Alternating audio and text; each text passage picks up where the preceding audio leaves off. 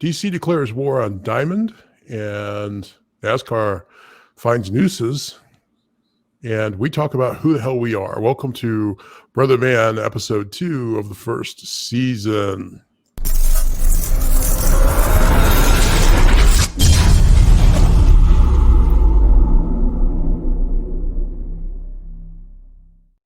And here we are.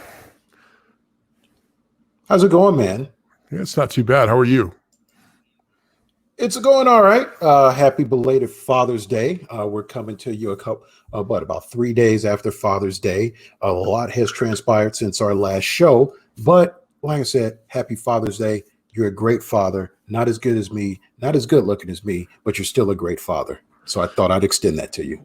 I'm going to take the compliment and leave it there. All right. It is a compliment. It is a compliment. Happy Father's Day. Yes, we're recording the week of Father's Day, and it'll probably go up towards the end of that week. So keeping in mind that we're coming to you live on tape from across the internet. And that was always my catchphrase back in the day, and in our first episode, we felt very rushed to talk about Black Lives Matter because it's poignant, it's real, and it was raw. And especially, we both felt it in different ways, and we wanted to talk about it. I want to get on record. But what we haven't really done is introduced ourselves to our audience of 0 people. And so we wanted to take a little bit of time ad hoc. We've not discussed this in detail, meaning we don't have a script for this part, but I think we have talked about it at length in conversation. But we're going to talk about who we are, where we come from, our history, what we want to do here. And there may be some decisions made right live here on the episode. So basically, we're going to talk about 3 segments of show, or we're going to try. And the first one is, what is Brother the Man? So you want to speak to that? I will speak to it. So Brother in the Man is a play on the obvious that, that shall not be said on the air. It's a play on words. It's a play on society and what we are about. We are 2 men that have known each other for a long time. We used to work together. Now we don't. We used to live in the same vicinity, at one point the same state, before one of us decided to tell and leave, bail out and move.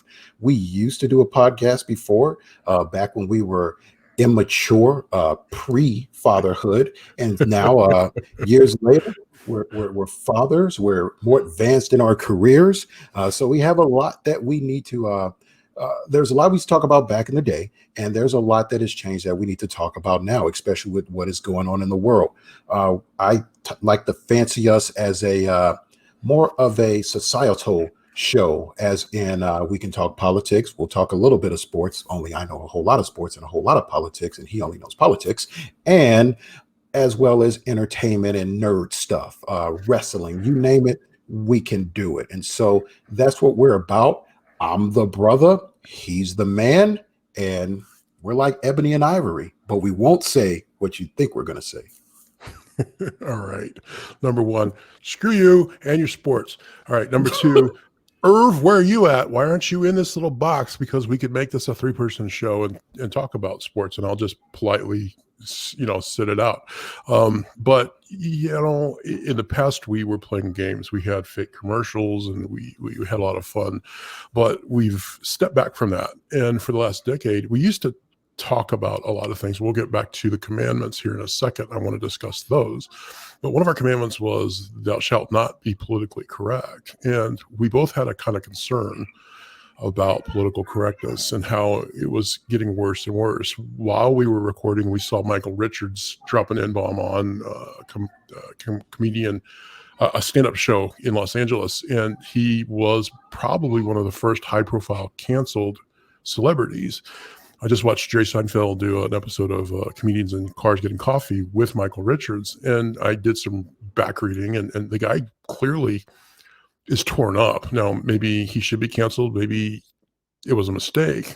10 years is a long time, 15 years going on 20. And this guy's career largely is over, has been. And I think he's genuinely remorseful, whatever else you think. And I wonder if we're seeing cancel culture we talked about political correctness going too far, and now I think we may be seeing that, but to what degree? So as we watch those kinds of things evolve over the last 10, 15 years, and we begin to be concerned that the people on both extremes, the left and the right, have the megaphones, that Rush Limbaugh is not the extreme anymore. He's actually passed up by a million other talking heads on the right and just as many on the left, that there's nobody in the middle that's speaking. And I don't think we fancy ourselves as having any impact or any audience, but at least we wanted to speak from the middle, because in my opinion, a lot of good notions, political correctness, have gone too far. And so we wanted to not attack anybody, but we wanted to be a moderate voice on any number of subjects. But we also wanted to just talk about the things that we find interesting, as people in our late 40s, mid 40s, having grown up in the 80s. So, we're Gen X, and we're Gen X voice for ourselves. Yes. So does that sound about right? No, I'd say that's about right. That defines who we are. Before we get into the show, I'd like to say I'm drinking Macallan 12, and you're probably wondering why I'm advertising for them. Well, in the hopes that we do gain a sponsor, that'd be great, because this shit ain't cheap. But here you go. If you're drinking anything of quality, it shouldn't be cheap. So our shtick is one of them. We're going to have a beverage a night. It gives me an excuse to drink. And I am trying to line up a sponsor with Brigadoon Wines, but they're being very resistant. So we'll see if that happens. But for tonight, being the white man, I'm trying to drink the most European thing I could think of. Is it an IPA? Oh, no. Stella Artois. Stella Artois. It's a Christmas beer, but I have some left over. Well, I'm surprised, based on where you're at, trying to be as the white guy that you are. You're not drinking a Budweiser or, a Bud Light, considering where you're at right now. The old joke about Bud Light, right? It's like sex and rowboat. It's fucking close to water. I had never heard that until you said it. I'd never heard that, but I'm not a big beer guy. I mean, I'll drink one, but I like the fine liquors like Macallan 12-year. Well, so I went to grab something that would go in a tumbler or a glass, but my preference wasn't chilled, so I grabbed the beer. So the next episode, I'll have something for you. All right. All right. So another shtick we used to have was we had these, I think there were 12 commandments, and we ran our show based upon the idea that these were the rules that we lived by. And I can't remember them all, and I couldn't find them written down. But, one of them was, thou shalt not polish a turd, meaning that you don't take something that is old and screwed up and just rehash it over and over again. Well, we're seeing that happen on the regular, so we predicted that in a kind of backdoor way. One of them was, thou shalt not drop the N-bomb. That's still very much in play. I don't want to hear it. Thou shalt not pray at the altar of political correctness. And I think that we have to be careful with that now, because we don't want cancel culture coming for us, but at the same time, we're very much over it. This weekend they were trying to cancel Joe Rogan. They're trying to cancel Jimmy Kimmel right now. Jimmy Kimmel, because he did blackface. We could probably talk about to what degree that is and isn't appropriate. Blackface, okay, it's offensive. Let's not do it. But was he being offensive at the time? I get a real problem personally with people being judged by things that they did 20, 30 years ago, especially when they were acceptable in context of the time. Correct them. If you need to remove them from production so that kids don't see them, I think that's perfectly reasonable. But I think you have to judge people in that context. How do you feel? Because if I'm incorrect, I'll just stop right there. Well, it's a sticky subject. For historical reasons, maybe it needs to stay around to say, like, here's what you don't do. But also, you need to consider the time frame. And quite honestly, blackface stopped being acceptable like well before Jimmy Kimmel decided to do it. So that's on him. Okay, so what about the movie Soul Man? Soul Man in the 80s? Because it's got a positive message. It's got a positive message, but James Earl Jones and Ray Don Chong. I think you look at see Thomas Howell. I thought that's who it was. They got married after that. Thomas Howell is the white guy that puts on the black face, but it Right. stars Oh, you're talking James about Earl it. Jones and Radon Chong. Oh, yeah. I So two, guess they were the stars, but I think because of the subject matter and what they were doing, like I think you do have to take the subject matter, and it was that trying to be personally offensive? No. What they were doing back in the 20s, 30s, and 40s, all that was trying to be offensive, right? sure, That sure, so that shit probably needs to be wiped out or put into like a museum or something, but you don't need to be just broadcasting that. But if you take Soul Man, it probably in the subject of the movie, and even I think they kind of allude to it in the movie, then I don't know if you cancel that. right. Right. So I think that there's a common sense element that is not always applied. Mhm. And I also think that there's okay, I find it offensive. It is offensive, but let me Mhm. look past it, move on. It's a big world. I don't think we play by those rules anymore, depending upon who's on the floor. But getting back to the original point of the commandments. So do you want to rehydrate those commandments, or do you want to just let them go?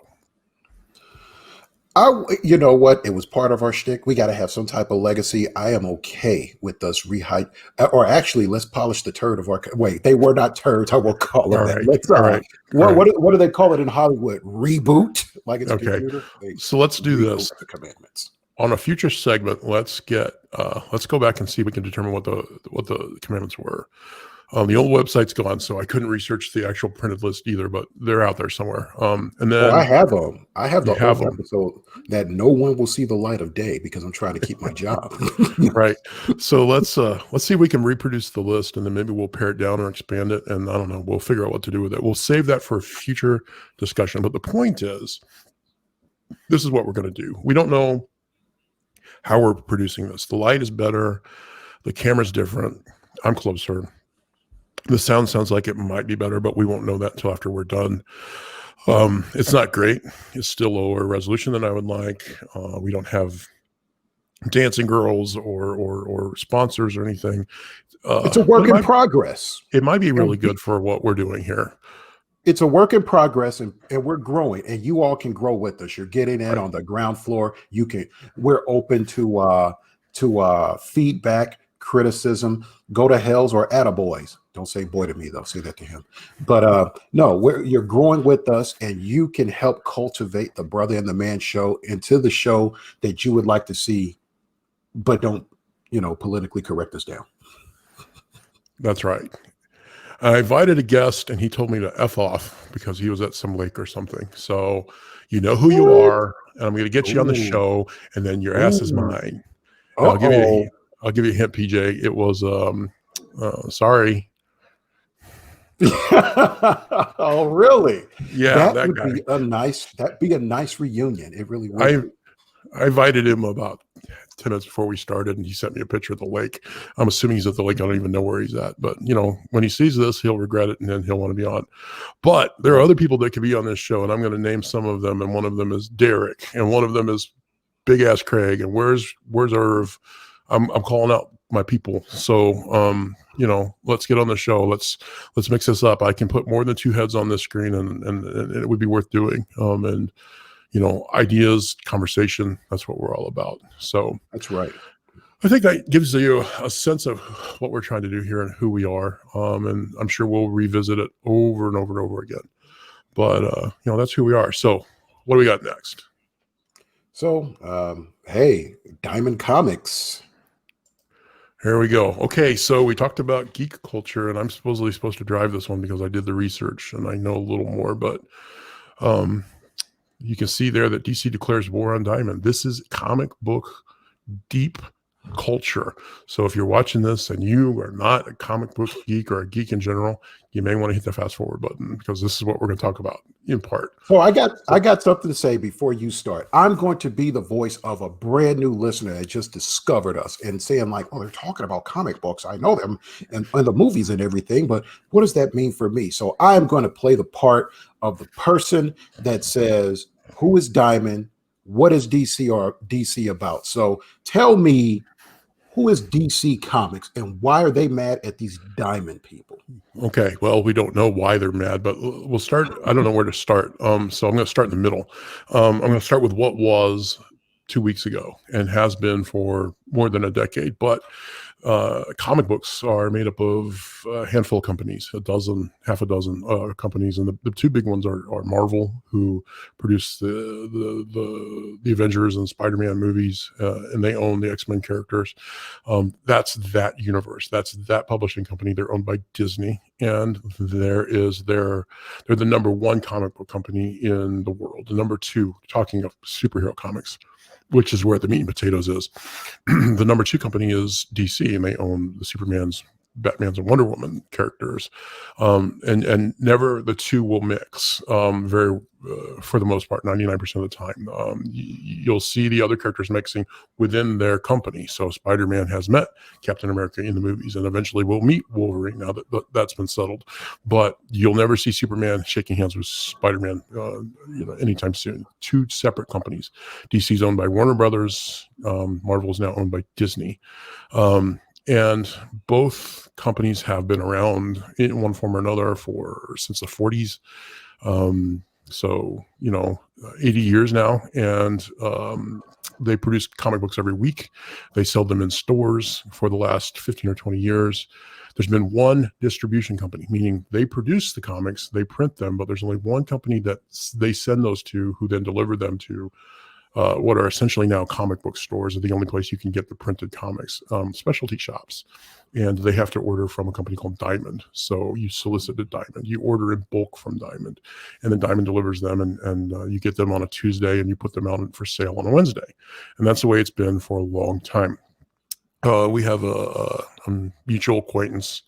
I don't know to what degree, a friend, acquaintance, no hard feelings, but he used to run a comic book company, sales, and he always would comment on the fact that Diamond was a monopoly because there was only one company that comic books would go through, right? And that was Diamond. So Diamond controlled the industry. So that was the case up till about 2 or 3 weeks ago. You with me so far?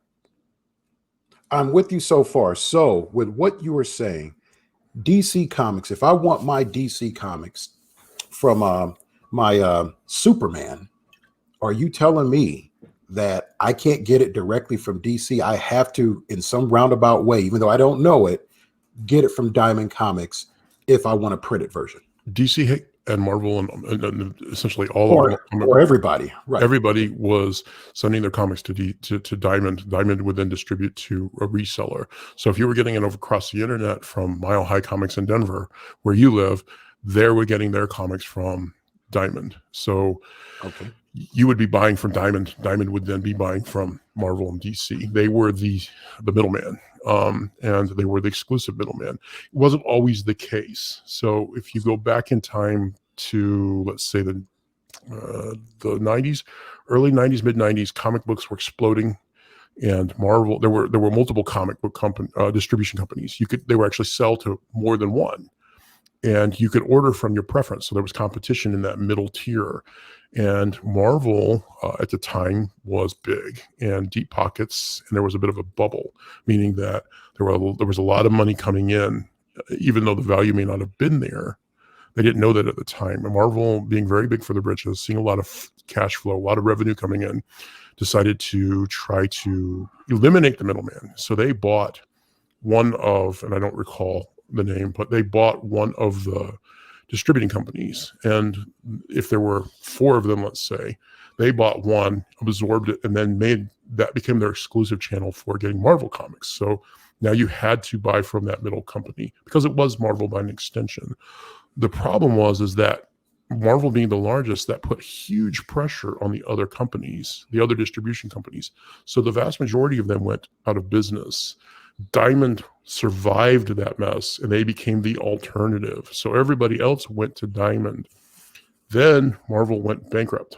The bubble burst. The revenue stopped coming in, and they declared bankruptcy, and their distribution channels went away. So when Marvel came out of the bankruptcy and they wanted to distribute product, they ended up having to go to Diamond.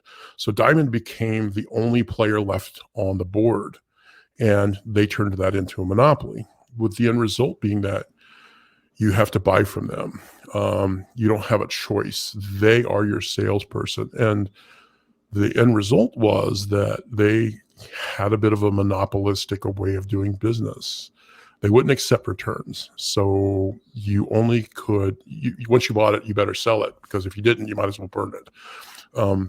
The result being that the comic book companies, the stores, had to focus on what they knew would sell, which meant you ordered more Batman and more Iron Man and more Avengers, and you ordered less, War Pope or whatever arbitrary third level. It might be interesting, but no one's going to buy it because you couldn't afford to carry it. You couldn't afford to order 20 and only sell 3. So they would focus on. I got a question. Yep. I got a question for you then. Not to interrupt you, but keep your thought. But you're probably going to get into this. How much of a cut was Diamond taking, like DC or Marvel? They're saying, I know back in the day they used to set the price. One of the last I saw before I stopped being a regular collector, I'm just going to throw a dollar amount out there, $2, right? How much of a cut was Diamond taking from DC, or how did that work?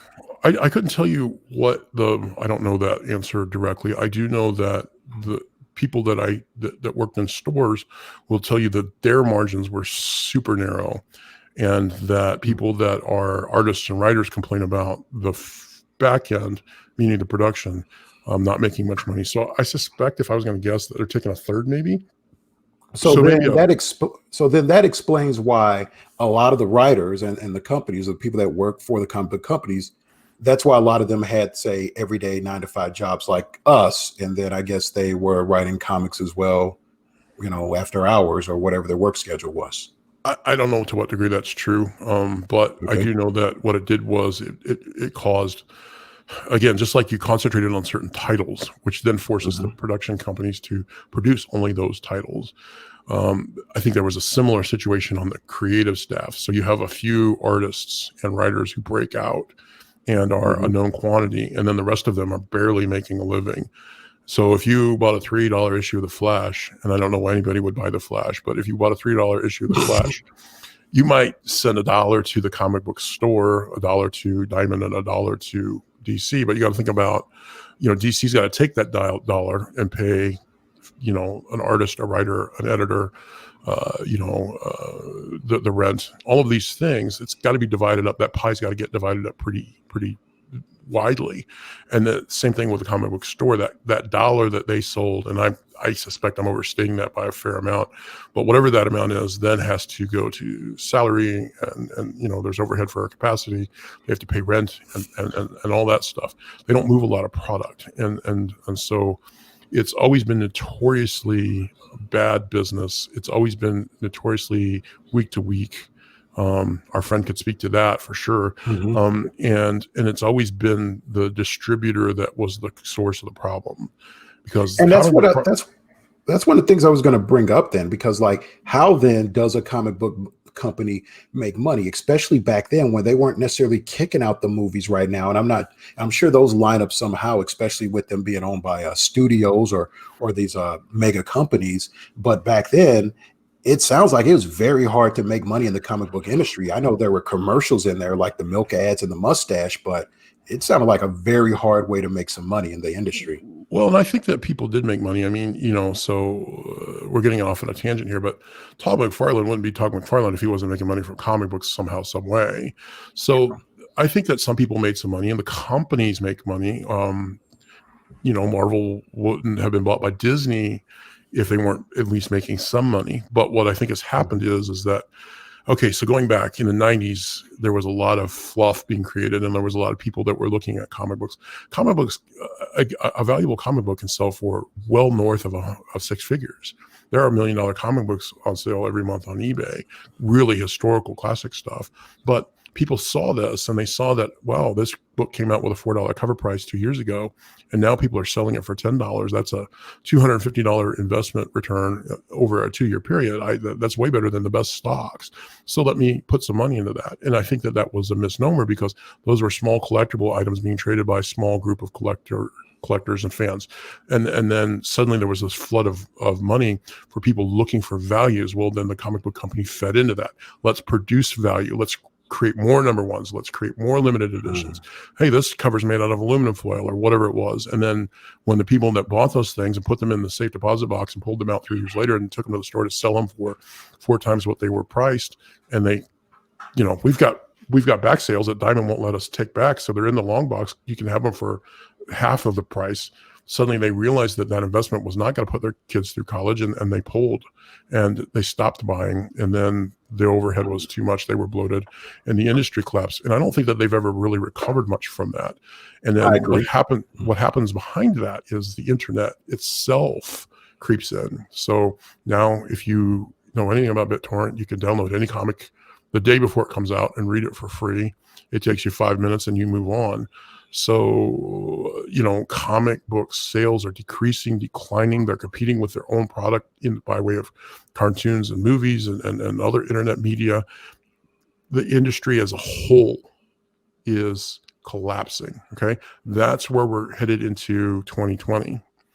So now that sets the stage. Diamond is forcing people to buy from them. You owe them money, so you better buy product so you can sell it to pay the bill. But when you do, you owe them money for this week. People are in debt to Diamond because they have to order more product. They're always running behind. There's a credit problem there. Diamond is having similar problems because they've not maintained their business practices. They're bloated as well. So now they owe money to the producers. Marvel, DC, Dark Horse, those companies are therefore suffering. In some cases, there's a lifeline because Marvel is Marvel, right? They're owned by Disney. They've got deep pockets behind them, and they're printing money with the movies. And so the comics are almost not their primary product anymore. DC's trying to get there, but I don't know that they're being successful. That's where DC has got a problem. Then COVID-19 happens, right? COVID-19 happens, and Diamond unilaterally decides we're not going to take delivery of any comics. We're not going to deliver any comic books to comic book stores. Comic book stores, good luck. And there's a 6-8 week crush. The industry stops. Now think about if you're week to week as a retailer and you don't have any product to sell. You don't have anybody coming in your store, but you still owe them money. So that's a challenge. We get some incentives from the government. You do whatever you can to survive. You hope you get through it. COVID gets a little better. We realize that we can't shut down the economy in any case. The stores reopen. The product starts to begin to ship. And DC announces we're done with Diamond. They did this about 2 weeks ago, and they stated that they were never going to do business with Diamond after such and such a date. They give about 3 weeks notice, I think. And they said, we have 2 distributors that we've essentially invented. We went to some companies that ship a lot of comics. Complicated. These companies would buy from Diamond and then they would reship and they would offer a discount. So they were large redistribution companies. They were selling across the internet. They said, we can ship comics just as well as Diamond. DC said, we're going to start selling to these guys. They formed new companies. There's 2 of them. So there's internal competition. You can choose A or you can choose B. And that's how we're going to break up Diamond's monopoly. So that's what the big news is, and that's what's shaking the comic book industry. And if you're not a comic book person, oh well, that's what we're talking about. But the industry, and I find it just academically interesting. I think it's amazing what we're watching. Congress never broke this monopoly up, but DC's breaking it up. The question is it good or is it bad? So I got a couple of things about this then, and very, very well put. Very long-winded. I think it is important because we're just talking about the comic book industry. You can think about other industries that, this type of situation can play out in. But going back to it, so we have these 2 companies that are going to distribute things now for DC. I guess it's possible this could happen for other companies as well, because this could really put a dent into Diamond to where they could go out of business. Now, here's the other thing, though, that I thought about, and I know I'm about to get some flack from any of our comic book people or comic book store owners, but with the rise of digital comics, because let's be honest, people like us, um, we don't have the time in order to go into a comic book shop anymore, with families, with priorities with your spouse, other things that you have to do. Let's take COVID out of the equation. Let's just talk about how things were normally. Did Right. you have time to go to a comic book store? So for myself, I haven't read a comic book with any regularity in more than a decade. Right. And I was reading them very infrequently since college. So, I mean, I'm not the best person to answer that question, but no, if I was, Mhm. other products that I do consume, I have a real hard tendency to go to a store, especially a specialty shop, on a regular basis. And where So, are you going to do it? Where are you going to do it if you're not going into the store? well, right. So, yeah, it becomes Amazon, right? So they try to answer that question because their comics are also available digitally. So they're trying to head that off. But I think people that are fans of comic books, the people that are left that are reading comics, that are actually reading the product. Oh, you muted again, so I'm going to talk and you fix it. The people that are fans of comics, the people that are still interested in spending money on the product, I think they want a tactile product. So I think they want to feel it in their hands. They want to look at the artwork, not on a computer screen, but as it's printed on the page. The coloring is not something that comes across as well on the screen. So I think that there's an audience for people that want to have the book, but functionally speaking, that audience continues to get smaller and smaller and smaller. That's where I'm going with this then, Right. because we've already evolved as a society. We have the millennials getting older and they do things a lot differently. Hell, Gen Xers like us in the industry that we're in, Right. we do things a lot differently. So where I'm going with this is there is a real market to where if Marvel through Disney's backing or DC through AT&T/Warner Brothers backing, technically speaking, I think they could be their own distributor to an extent if they go ahead and make most of their stuff available online. Like they have the resources to do it if they really wanted to. So I this is think cataclysmic if you're thinking towards the long term, if these companies start to turn around and actually think about what they're capable of doing, because I would think doing things over, maybe, I don't know, the collector's market is gone. I do agree with that, but maybe you deal directly with DC because Superman with Connor Kent is going to be this great thing because we killed Clark Kent forever, and that's a collector's edition. Maybe you still have those type of things that are out there, but that's few and far between because you're not going to have a lot of people buying that. But if we're thinking long term in the society that we are and kind of what we're moving towards, I think this is cataclysmic I think personally. I think that there always will be some sort of comic, you know, people want to read the further adventures of their superhero. It may contract greatly, but I think there will always be something there. And I think the movies provide that because at some point you want to go back to the original source. But I want it now. I want it now. That's the point I'm getting at. I want it now. I don't want to drive. I No, don't want I to get wait what on you're it to saying. get shipped to me. I get what you're saying. What I'm saying is I think there will always be some artist and writer putting drawings down on some sort of media.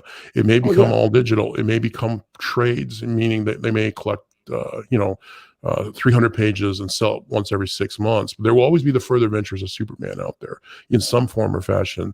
But But will it there may be the be need for distributors though? That's the no. thing. That's what I'm trying to get at is that we may be seeing this business contract, and it may not be a long-term evolution thing, which is what you're talking about. Where's the industry going? It could be very well short-term because the impact of this decision, and DC probably is doing this in large part because they're asking that same exact question of themselves internally. What are we going to do? How can we survive this? How do we strike first? But regardless of their motivation, they could also be trying to strike it at Marvel. But the question becomes, why did they do it? Okay, put that aside. What is the actual impact in the short term? Because what happens is that let's say you're a comic book store and you own Pop Comics or Mile High Comics. So there's a situation where you're coming out of COVID and you owe money to Diamond and you don't know where you're going to get it. So you need to order comics from them. Suddenly, that order, the one lifeline you have is that you have that line of credit with them. They want to see you succeed because that's how they're getting their revenue. So you send them what you can, and then you order more. You pay your debt down. Then your debt goes back up. That's the never-ending cycle of doing business with a creditor. But now suddenly, and with no preparation, you can't get. DC was the second biggest company. They represent something like 30% of all comic books sold. So 30% of your product you can no longer get through the one guy with whom you have credit.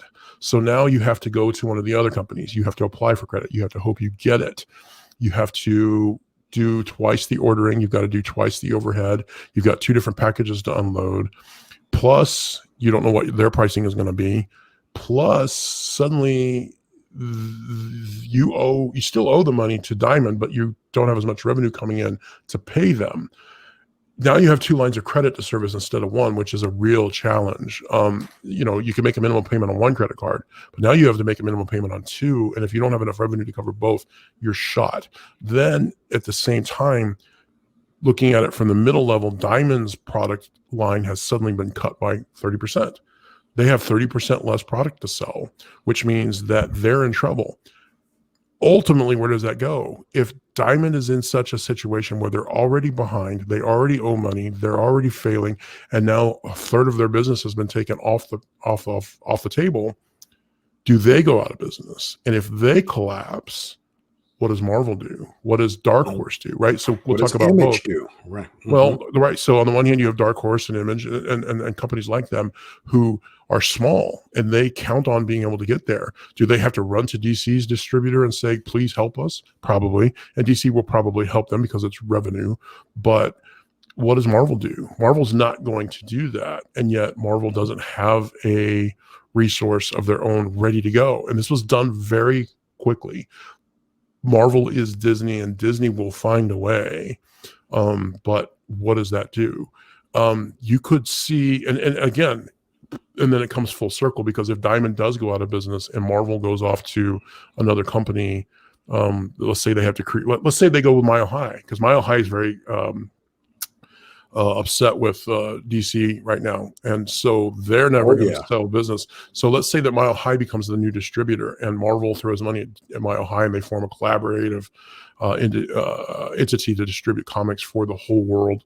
And Marvel starts sending things to Denver and then Denver sends it out to the whole world. And that becomes their answer. So now Diamond is left. Dark Horse and the third level companies are now, they're done. They're begging for table scraps, and the stores who can't survive that kind of challenge and that chaos go away, and they're already going away. There are already a lot of stores going away, which means the whole industry could collapse. This could be a giant miscalculation on the part of DC. It could be really interesting because they're killing the monopoly in the middle and reintroducing competition. They will always be there, and they've got deep pockets. So Marvel and DC will continue to make further ventures of, but how will we be getting them? What happens to our friends who own the stores?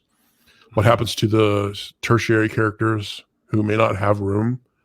Do we have a much narrower product available in a much different way? Do they start selling through Barnes & Noble in trades? It's extremely interesting and a very dynamic situation. So that's why I wanted to talk about it. Well, good. I appreciate you talking about it. Because all right, it's a good it's a good conversation because that's what this show is about. Absolutely, and it's a good conversation from a business standpoint. This could be a case study for somebody's master's program. I did one for American Airlines and changing up how they do pricing for luggage and everything like that. And so this could be a good case study in the future if somebody does the research, especially once we start to see the fallout of DC's decision. Right. From a perspective of, again, to go back to our friend's statement that, monopolies are illegal, but they're only illegal if the law is applied. So, people don't care about comic books. People in Washington, D.C. who are older really don't care about comic books. So they gave it a pass. But there are companies that are monopolies that have an antitrust setting or exemption. Major League Baseball, Diamond Distributing, and everything in between. And as one is exposed, it's worth looking at, and then you ask relative questions. So yeah, it's a good case study of capitalism in motion and the pros and cons of the situation. Right. Put aside the product, because we're big fans of the product, then there's an added dimension to that. I know people that will be very directly impacted if this goes sideways, and I don't see how it doesn't to one degree or another. But we'll put that to bed for now. We'll revisit it if something interesting happens. Go out and read about Diamond and DC. Type in DC and Diamond, and you'll find all kinds of good articles. There's a really good one on IGN that came out earlier this week. And I don't like IGN. They typically are fluff, but this article was well researched and it was very good. It's a good read. It's not pages and pages, but it's very informative. So I think we're good there. Yeah, we're good. All right. So what's the other product that you want to talk about? The other subject?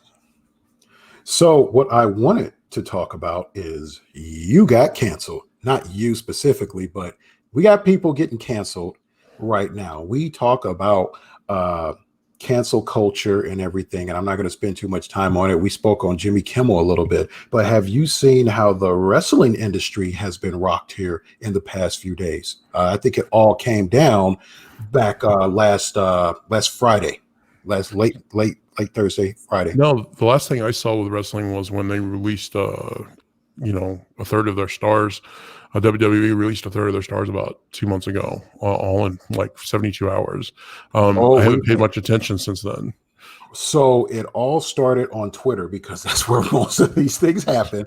It started on Twitter, and there's a movement called Speak Out. And so that's been happening for a lot of different things, a lot of different industries. But, since, we're kind of nerding it out today, or whatever you want to call it, rednecking it out. I don't have a redneck, but, for the show. Okay, yeah, make it official, wrestling. So what has happened is it all started with a person, and he actually addressed it. So Jim Cornette, the crazy mouth and everything, hates. Yeah. He's a very he hates WWE.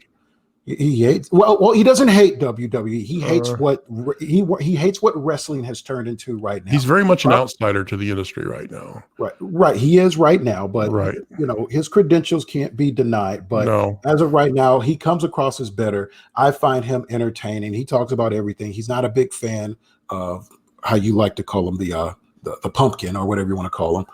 But I bring this up because he had a long relationship with the WWE for a while, and one of the things that he was running was this organization called OVW, Ohio Valley Wrestling, and so it was an unofficial farm program for the WWE, which became FCW and is now as NXT.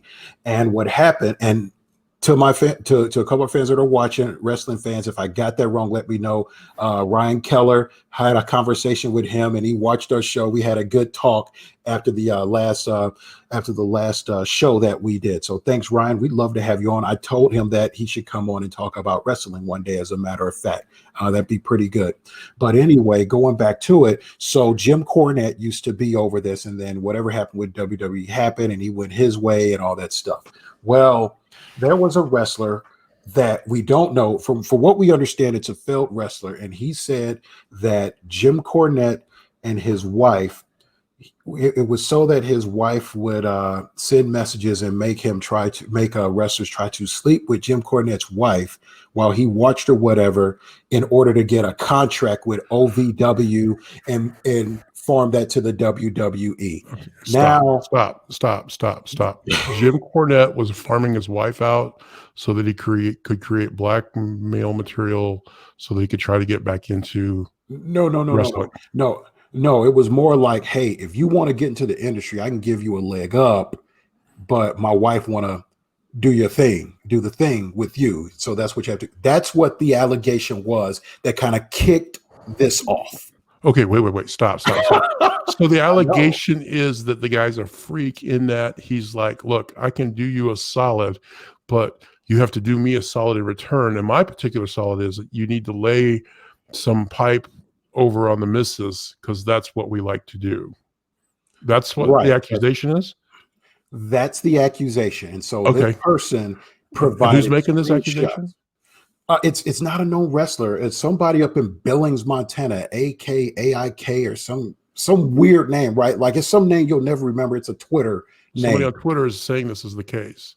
Right. And so he had some screenshots and all this stuff, right? Okay. Now, Jim Cornette, to his credit, he addressed it head on his podcast. Not that I should be listening to other podcasts. Well, we have one, but I'm a fan. And so he addressed it and he said, number one, yes, me and my wife, we likes to get down, but at no point, he admitted it. He said, or how he liked to say it, they like to have their fun, sometimes separately, sometimes, together. But the bottom line is not like they don't know. I'm gonna sound real crass here, but and I'm trying not to be politically correct. If you've taken a look at Mrs. Cornette, me too. Me too. Right. Me too. It is one of those things where it's like maybe there is some blackmail with you. I don't know, but no, I shouldn't say that. But I'm sure she's a lovely lady, and Jim Cornette seems like he could come on the show and we could shoot the shit. But she's fugly. He's doing her a solid. Right, he's doing her something. All right. So that was an allegation. He said, "Here's how we like to get down." At no point ever did that. He said, "Now think of all the people when he was with OVW." He said, "Do you think that I had people like?" And these are the people that came through OVW when he was there. People like Randy Orton, St. Louis, lived in my neighborhood.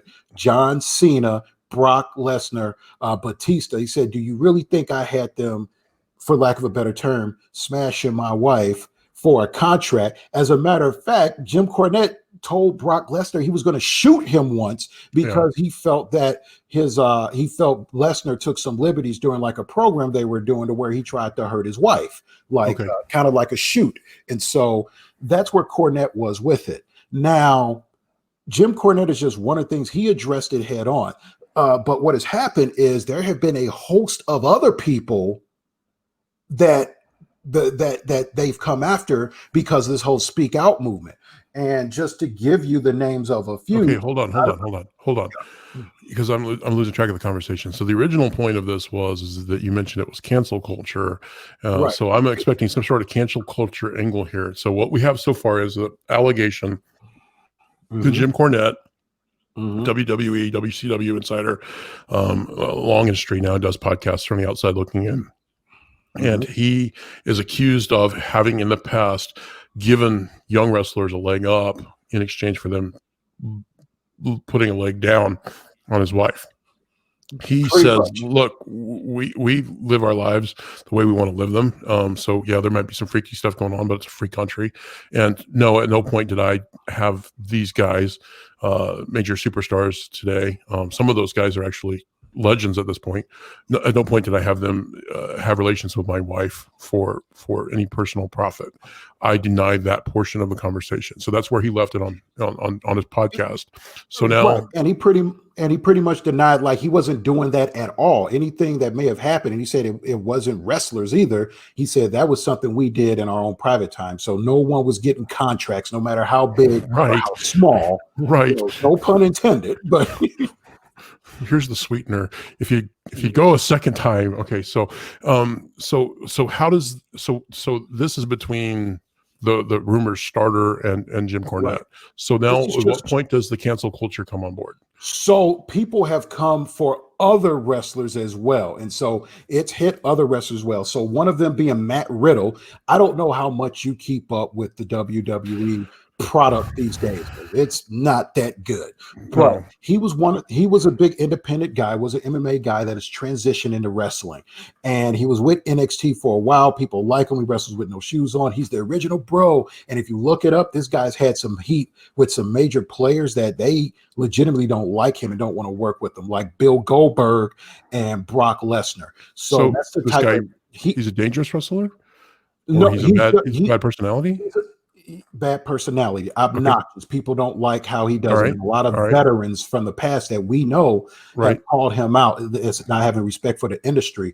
And so he's a married guy, and a woman lobbed a bomb on Twitter earlier this week, late last week, earlier this week, going into the weekend, to where she said that Matt Riddle, while we were going to a show, she's a former wrestler. She said we were going to a show, we were driving. A lot of wrestlers drive. That's part of like the whole thing about breaking in and everything. And she says how, I believe a few years ago, she said that Matt Riddle, like while the boys were asleep in the car, like was trying to force her to like have sex with her, trying to force her to have sex with him while the boys sleep in the car. And then apparently, you know, she said, no, I'm not going to do that. And so he grabbed, you know, around the neck. And then she like, in order to like, you know, at least compromise, she, you know, gave him oral sex. And so Matt Riddle is trying to fight it, but then there are text messages out there that he may have exchanged with other people that make it seem like, hey, you really did this. So he's just one person. MeToo visits wrestling is what you're getting at.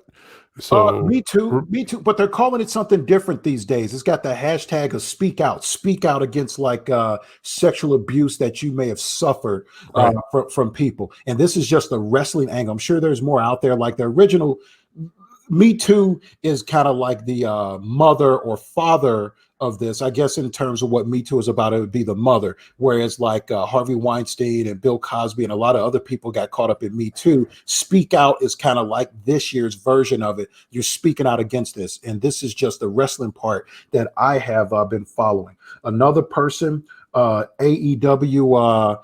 Part of the AEW, the new promotion that's kind of a little bit of a competition for the WWE. They just swiped a couple of wrestlers from them recently, especially from the ones that got let go. Sammy Guevara, pardon me if I'm not saying his name right, listener Garrett / Tick, but he's kind of like a Chris Jericho mentee,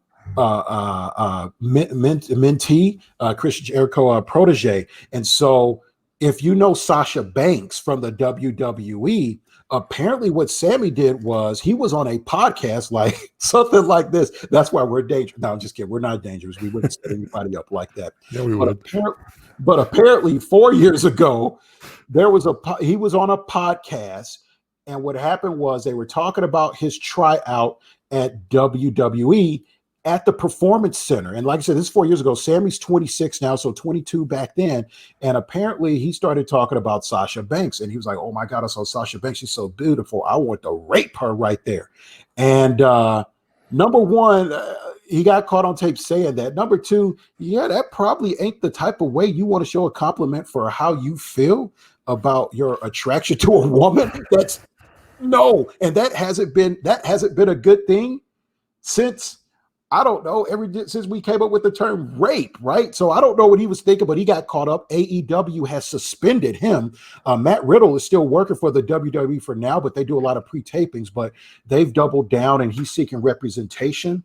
Another person is Jack Gallagher. Apparently this hit big over in the UK, especially with NXT UK. Jack Gallagher got fired by WWE / NXT UK, and they have scrubbed him from the website completely, as in he'll be back in 18 months. Man, he ain't Hulk Hogan like they did with Hulk Hogan. They brought him back years later. Like Hulk Hogan is an icon for better or worse, but Jack Gallagher's done. He's Jack Gallagher. What's his accusation though? His accusation, he may have been like, let me not be crass and just start talking slang, but basically, you know, he may have actually been forcing himself on women as well, to the extent that they felt like this is major enough that not only do we need to fire you, we need to make it seem like you never worked for us. So he's been scrubbed from the website. And then another person, I'm probably leaving out a lot, another person, and we can wrap this segment up, unless you want to speak on it more, is Joey Ryan. Now, this one don't come as a surprise to me. You lost your mic again. And so we have no mic from Pierre. I told you we're trying to do this. We're trying to figure it out. Here. He's here. You don't have no technique. I do have technique. You have no technique. Do you know the name Joey Ryan? Yes or no? No, of course I don't. Okay, so the name Joey Ryan, now you're going to know when you say this. This is the guy that they use as an example of, and Jim Cornette hates this guy. And what's funny about this guy is he would chastise Jim Cornette about, your old way of doing stuff. Joey Ryan worked for TNA. He's since been fired completely, and he ran his own thing called Bar Wrestling. Joey Ryan is the guy known for suplexing people with his dick when they grab it and they do the part. Oh, he's doing that, and then all of a sudden people are flipping all over the ring. So I know you have seen those little memes, or you've seen the little videos. If you haven't, just go look up Joey Ryan on YouTube, and it's that guy. He always has the sucker, looks like a 70s porn star with the mustache. And so he has been fired from TNA. His company has been shut down, and there he is. That's him right there. And apparently he's trying to say, like, this was back when I was young and I didn't know any better. So yeah, this guy has been he's totally gone. And so that's how, I don't know if I don't know if it's more cancel culture or you've been caught. That remains to be seen.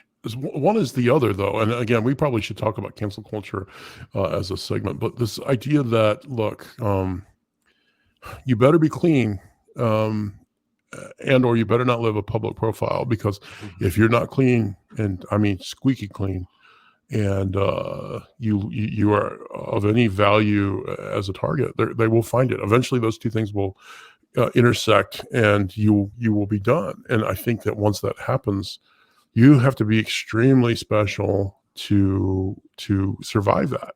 I think that's where we're at right now. There is no second chances. There is no common courtesy. There is no benefit of the doubt. And some people don't deserve it, but some people do. And it's very rarely that people survive it. We could probably talk about the exceptions, but, off the top of my head, Joe Rogan's under attack right now. I think he may be a bit impervious to that because he's largely self-employed, and he has a huge following that are on the opposite side, so they will back him up. People like ourselves, I'm a fan of Joe Rogan. I hope that doesn't offend anybody in and of itself, but Aziz Ansari was attacked as part of the MeToo culture, or the MeToo movement. This a couple of years ago, and I felt that was unfair. To this day, I feel that was unfair.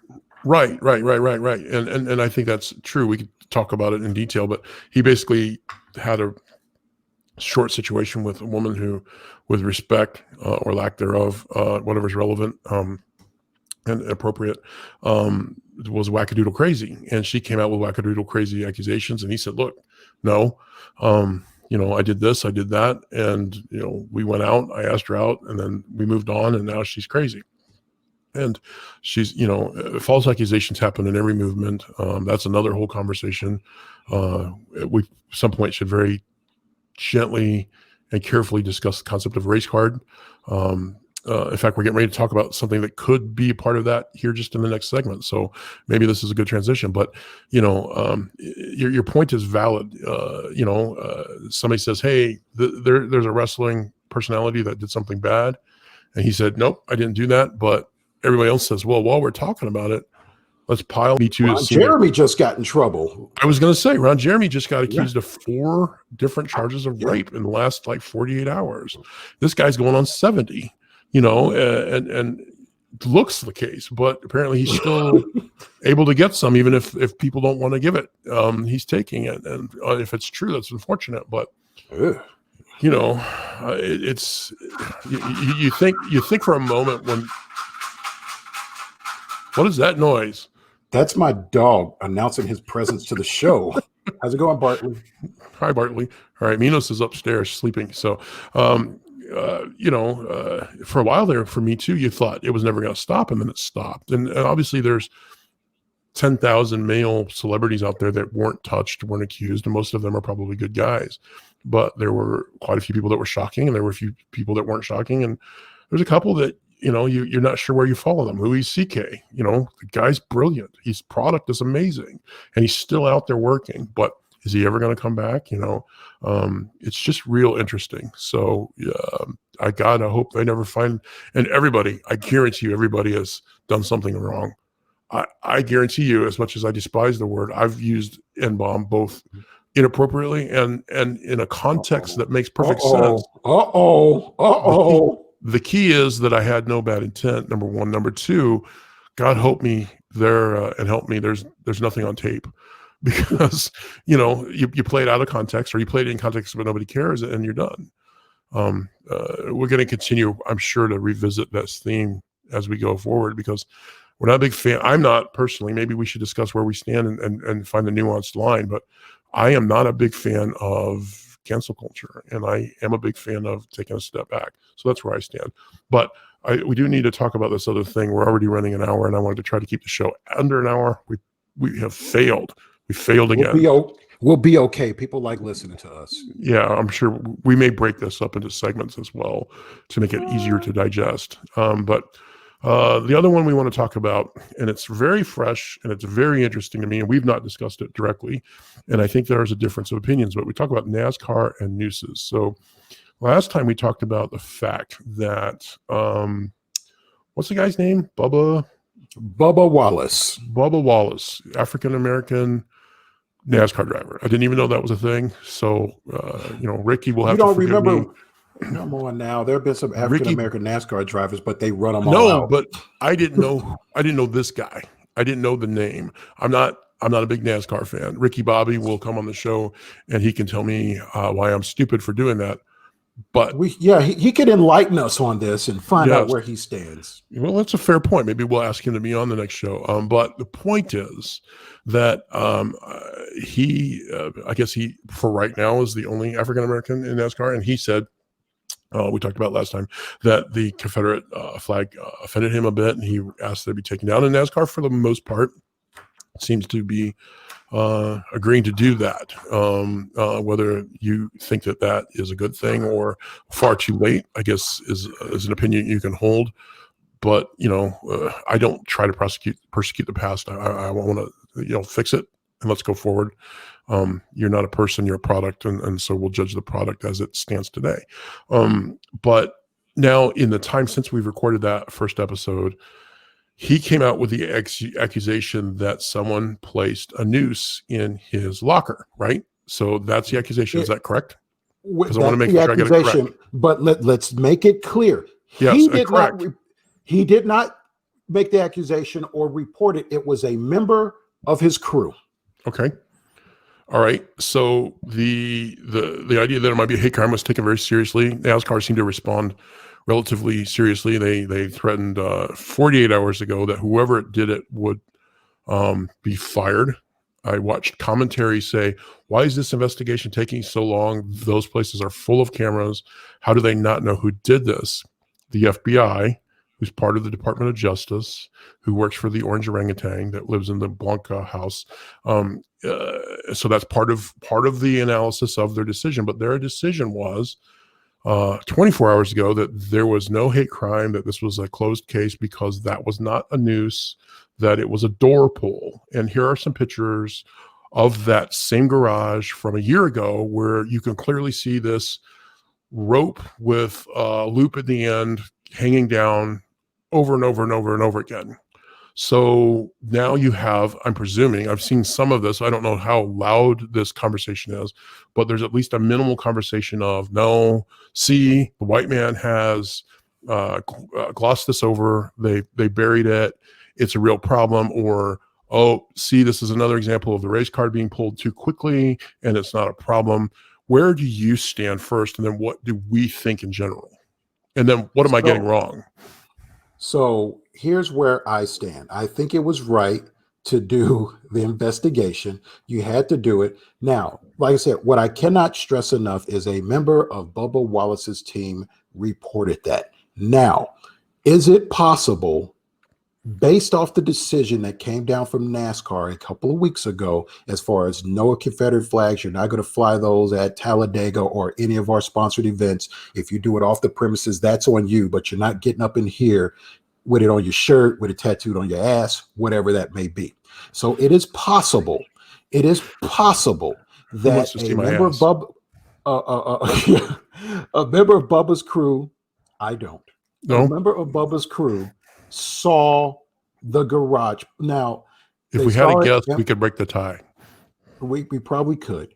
But I think it is possible a member of Bubba's crew came in and saw that. And being where we're at right now, it is possible he erred on the side of caution and said, I need to report this. Let It me is let me very back up. possible that that happened. Let's back up and make a presumption that the term race card is probably the wrong term, that it was misreported, maybe with good intentions. Maybe it wasn't. You know, I don't Right. disagree at all. Look, when I saw it, I thought, holy crap, that's terrible. Mhm. So, you know, I'm sympathetic. So no, Right. it's not a Jesse Smollett situation. No, no. And it's Right. funny because I had a friend say, like, I hope this is true because, and he's African American, M. Shaw, Antiman, if you're watching the show. That's what he Mikey. said, you know. But one of the things he said, I hope it's not a Jussie Smollett situation. And the one thing that I told him and that I've stressed to people is Bubba did not report this. He was reacting. A member of his crew did. Now, it is very possible a member of his crew said, like, I'm going to err on the side of caution just in case. Sure. Now, here's the other part of it. Bubba has an experienced crew. His sponsor, he races for Richard Petty Racing. So I know Richard Petty is one of the greatest NASCAR drivers of all time, which means I'm pretty sure he surrounded Bubba with a very experienced crew.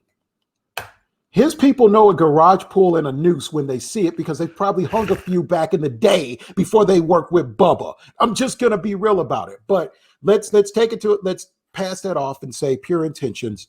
They know a garage pool because I got one, and it don't look like the picture I saw of a garage pool that they said for that one because apparently it was tied in 2019. Now I saw the picture. Granted, was it small?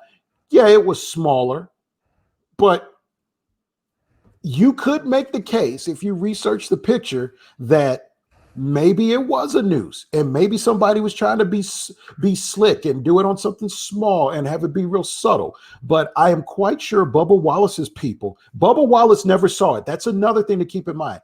They stressed that he never saw it. It was reported to him and he reacted to it, is what he did based off what was given to him by his crew. And I'm Okay. pretty sure his crew knows a noose from a garage pool, especially a garage pool.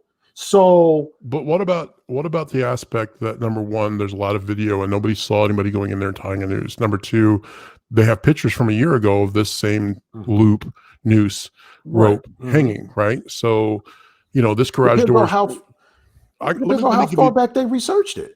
let me give you this. Where I work, I try to keep my work separate from this, but I see that same kind of loop on a regular basis in the place where I do work. We have garage doors and they have pulls, and that's exactly what they look like. It's a piece of clothesline rope that's looped on the end so it doesn't fray, and you can grab it while it's above your head. So it, you know, for me, that could be something that I see on a regular basis. But people And know a loop from a noose, though. A noose is tied a very specific way. well, okay. So do we have a picture of this news? Because I haven't looked at it in detail. So does it have a knot? Does it have a Not a neck breaker very knot, or is it here, let just? me see. Will you talk? I'm going to see, can I find this? And I'm going Well, to why throw do it I on got the to talk? screen. Because, you know, I don't know what to talk, and I'm not not make good talk. You I know, can, I can, I can still go ahead and talk while you're doing it, but I will show you what it is. Now, is it a hang? Now, is it like a hangman's noose or anything like that that we're used to that people have put on somebody's desk at work? Have things that are happening? No, it's nothing like that. But is it possible that so somebody was doing so that? I mean, it's. I'm not going to rule it out, and I'm not going to rule it out. And like his crew reported it, and so I think his crew knows the difference. so this is where we go to, and this is kind of why I wanted to talk about this, because it gets back to the idea that it becomes a he said she said thing. You know, the black guy leans towards one explanation and the white guy leans towards another explanation, and I think we're both exaggerating our those perspectives for the sake of the bit, but you know, it speaks to that. That's the lack of communication. I cannot find a picture of this damn thing. Hold on, I've got one right here. So, you know, we have a long way to go to come up with a mutual trust and consensus, because boy, it sure does look like a noose. Yeah, exactly. That's where I'm going with it. I'm going to throw it on the screen. If you don't throw it up there first, I don't know that you can. Oh wait, look what you did. Um, mm-hmm. But that's an old picture. That's not his car. And they're saying that's not his car, but they're saying that's where that picture came from. And they're saying it was tied like that back then. And so it's been tied like that since then. And then he just happened. Here's the other thing. He just happened to get that particular stall. He just happened to get that particular stall after this whole announcement from NASCAR happened. Like I don't want to rule it out. Okay, it is possible that a member of his crew was like, just to err on the side of caution, we need to report this. It is very possible, and that is innocent. But at the same time, this is awfully coincidental. So what do we do in this situation like this where, oh man, the FBI has said what they said, and so now you got people, slandering Bubba Wallace's name like he reported it. Like I saw something on Twitter. Some guys like he needs to be in a cell. He didn't report it. Some racist stuff. I go to where it's at and it's there, right? So it's he's the next Jesse Smollett or worse. So the cartoons are there, the memes are there, and it is what it is. And I guarantee you, if I go out to Black Twitter, there's going to be any number of people going, don't believe it. This is a cover up. Clearly, and we are in the middle with no way of knowing one way or the other. Did somebody play a joke? Did they think it would be funny to assign him that thing? Are there 20 pulls like that in that garage? We don't know. We really don't. Ricky Bobby might. He's actually gone there. But so what do? We sigh and we think what we think, but we look the other way. You were going to speak at some point about how you have to live a certain kind of filtered existence where you work. You have to put on a certain face, and well, not tonight, damn it. We're in an hour and 12 minutes. Yeah, not tonight, because I just did the panel for it and and a separate podcast. I did the panel yesterday, and so I would like to speak on that on our next show. Okay, so you're a Black Benedict Arnold. Well, I gotta be all that. Okay, I'll leave color out of it. You're Benedict Arnold Jr. Not has anything to do with race, but you went on a different podcast. We're trying to get this thing going. It was and you banded us. No. It was a company podcast that it was like for our internal people to listen to. It's not being widely distributed. I'm very loyal to the Brother and the Man Show and Real Talk with Pierre and Earth. And I'm very loyal to those two shows, but this is not, trust me, this was not competition. This was enlightening the place that I work. I get it, but the point is that you end up checking yourself on a regular in your workplace because you don't want to disturb the water. You don't want to be the angry black man. You don't want to do this, that, or the other. So you get along and you make a point of suppressing things that may be controversial or confrontational. And so we are in the same situation. It's an OJ situation.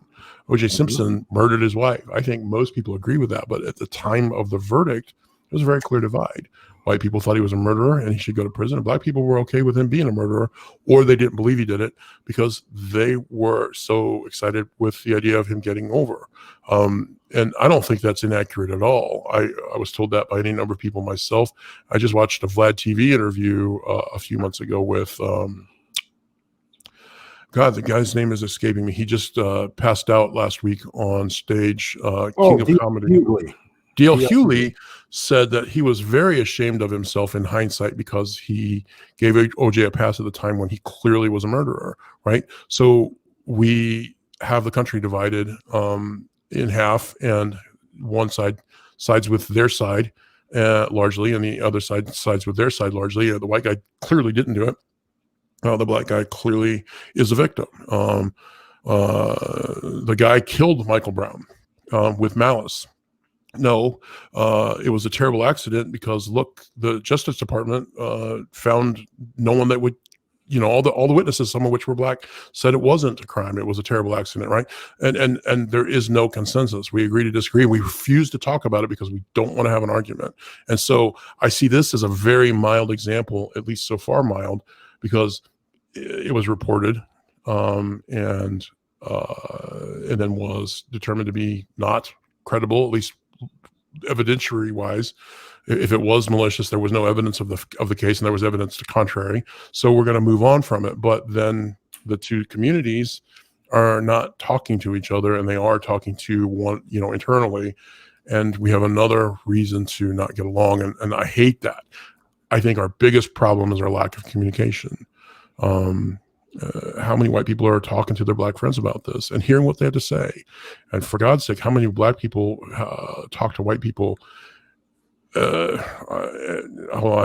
really hate to say this, but I mean, they see us and they hear us and they know us, but do they listen, right? Because again, innocent people who just don't genuinely believe what you believe, but do they get credit for being genuine? Do we listen to both perspectives? I think we look past each other and presume too much, and I think this is a mild. It's a good example because in that nobody died, and we can talk about it without anybody getting really angry about it. No one's going to go to war over Bubba Wallace, one way or the other. I don't think, unlike Jesse Smollett. Right. But in defense of Jesse Smollett, sorry, not in defense, but of the situation. No, there were a lot of black people, my father, my wife included, that were like from the very beginning is like, this smelled like some bullshit. Okay. Yes. Good. Right. Very good. That's right. That was the take I got from my friends. It was like,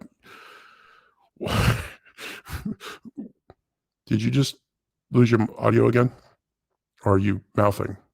Your microphone sucks. I win the technical war this episode. Jesse Smollett was the story. It didn't pass the smell test from the beginning, right?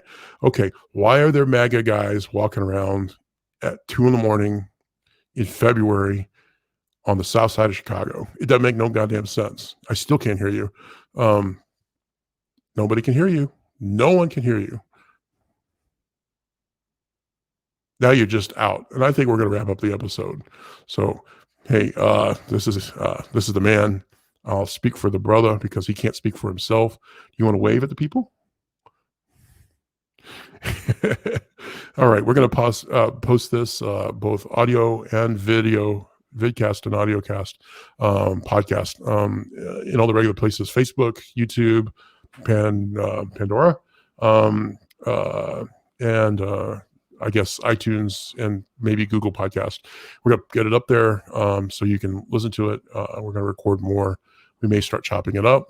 We're going to keep doing this. If you'd like to be part of it, let us know. And, bring us on the show or send us comments. We'll answer them. And this is a lot of fun. What do you think? It was whole lot of fun. I loved it. Let's do it again tomorrow. Nobody can hear you. If we can hear you. All right, very good. You punk. Yeah, punk. Hey, what do you think about the idea? I hate to say this on a broadcast, but I'm putting it out there. Maybe it's not a good idea. Maybe because it's a holiday. What do you think about the idea of doing let's say around the 4th of July, doing a live show? Good. Let's do it. We'll do a live show, a short one. Mm-hmm. We'll talk about the country. We'll talk about the United States as a concept. And what we like about it, what we don't like about it, and where we are on the Colin Kaepernick scale. All right, sounds good. Let's do it. Okay, live, people. Live. That means we'll be on YouTube live, and you can join in. If you get the invite, you can do comments live, and I expect all 0 of our fans to be watching us. I want all the smoke. All right, very good. All right, we got to come up with a closer. Goodbye. And we out. Oh, we're still on.